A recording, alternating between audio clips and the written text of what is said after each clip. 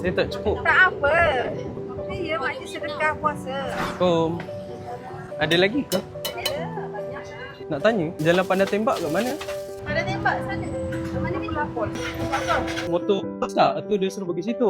Kalau jalan kaki, lama. Jauh. Kalau ini boleh ikut abang ni, 6. sekejap lagi dia nak balik. Kan? Berapa? 6? Ada 4 je kak. Tak apa, tak apa. Tak apa, tak. Saya tak cukup. Tak apa. Dia makcik sedekah puasa. Tapi saya nak bayar juga. Tak apa, tak payah. Kalau jalan jauh. Sebab kita pun nak lalu situ. Yang duit tadi tu. Tak apa. Assalamualaikum.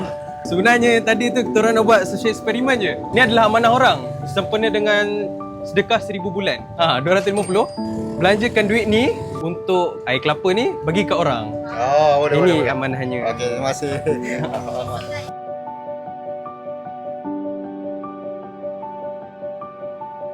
Tak, tapi saya tertarik tadi. Kenapa nak tolong saya?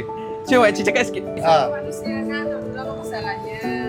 Bukan selalu sekali-sekali kan. Tapi kalau anda kata saya tak bayar macam mana? Tak halal. Ikhlas. Ikhlas. Allah ada kan? Makcik pun terima kasih. Dia banyak dia. Nilai murni tu lagi besar daripada nilai ringgit ni cik. Sebab setiap manusia tak boleh buat baik. Tapi jarang kita jumpa manusia yang bagi manfaat kepada orang lain. So next location kita berada di Taman Nirwana dekat Pasar Muhibah. So kita nak cari juga gerai-gerai yang untuk kita borong, untuk kita bagikan kepada orang lain. Assalamualaikum. Waalaikumsalam. Cik jual apa ni? Ini jual nasi campur, Cik jual apa kalau biasanya bulan Ramadan ni? ayam becek, udang sambal, ayam sambal rendang. Ni pakcik masak ni? Rumah masak. Oh masak. Pakcik jual. Pakcik jualkan je? Iya, mantap. Lagi 10 minit macam tu kita nak buka. Pakcik bungkus.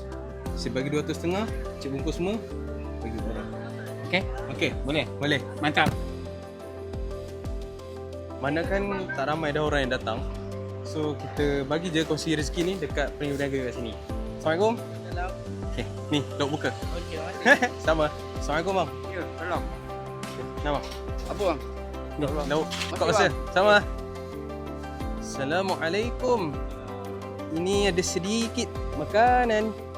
Alhamdulillah dah selesai dah je lauk kat sini. Kat sini ada 200.5. So ni duit ni bukan duit saya. Ni adalah duit amanah daripada orang lain. Saya ni sebagai perantara je. Okey. Okey boleh je Okey. Okey, selesai Baik, je. mantap. Next, tunggu episod seterusnya sedekah 1000 bulan dan tunggu kita akan share rezeki ni dekat gerai mana pula.